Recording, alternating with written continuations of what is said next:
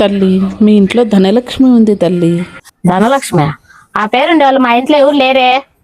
పిచ్చి తల్లి, ధనలక్ష్మి అంటే మనిషి కాదమ్మా, దేవత. అవునా మాత? రండి మాత, లోపలికి రండి మాత. కూర్చో తల్లి. అదిగో అమ్మవారి గజ్జల సౌండ్. కాదు, మా పక్కింటావా గజ్జల సౌండ్. మూర్ఖురాలా, అమ్మవారికి కోపం తెప్పించకు. కావాలంటే ఇప్పుడే నిరూపిస్తా. నువ్వు 100 ఇవ్వు, దాన్ని 2గా చేసి చూపిస్తా.